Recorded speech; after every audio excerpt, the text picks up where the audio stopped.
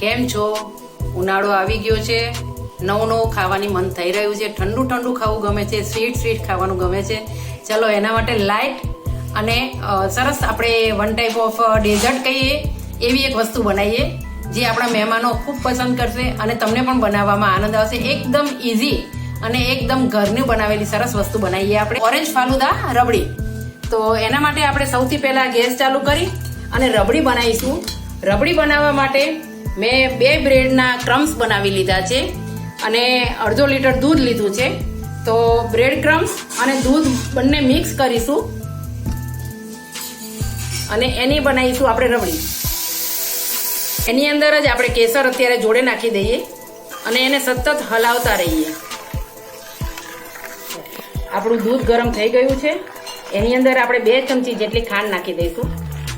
બહુ વધારે સ્વીટ આપણે નહીં કરીએ અને થોડી પિંચ ઓફ આપણે કહીએ ને કે ઓરેન્જનું છે ને એટલે હું ફૂડ કલર નથી એવોઇડ કરું છું.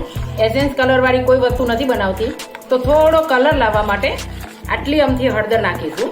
આને આપણે ત્યાં સુધી ઉકાળીશું જ્યાં સુધી આપણી રબડી રેડી ના થઈ જાય.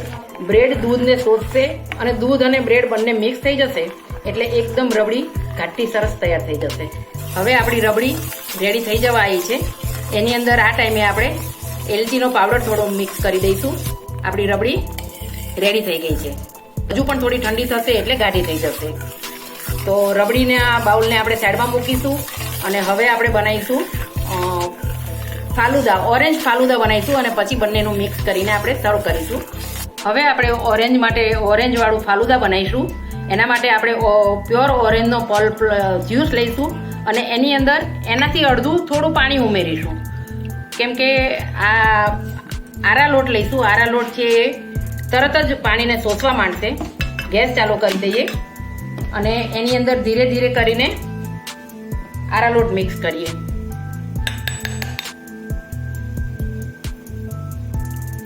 સાથે જ એની અંદર થોડી ખાંડ પણ અત્યારે જ ઉમેરી દઈએ. આપણે ફાલુદા માટેનું બેટર રેડી થઈ ગયું છે. આવી કન્સિસ્ટન્સી થાય એટલે આપણે ગેસને બંધ કરી દેવાનો અને આને આપણે સેવના સંચામાં નાખી અને એની ફાલુદાની સેવ બનાવીશું. એક બાઉલની અંદર બરફ અને ચીલ્ડ પાણી નાખીશું અને એને આપણે રેડી કરીને રાખીશું. ગરમ ગરમ જ બનાવવાનું છે. આને ઠંડુ થવાની રાહ નથી જોવાની.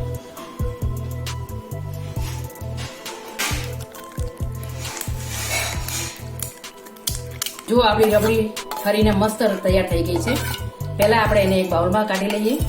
સૌથી પહેલા આપણે ગ્લાસની અંદર રોઝ શરબત લઈશું. એના પછી એની અંદર આપણે તકમરિયાને જે પલાળીને રાખ્યા છે 3 થી 4 ચમચી તકમરિયા લઈશું.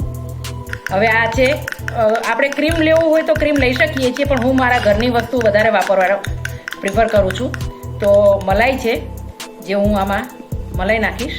હવે આપણે નાખીશું જે આપણે ઓરેન્જ ફાલુદા બનાવ્યા છે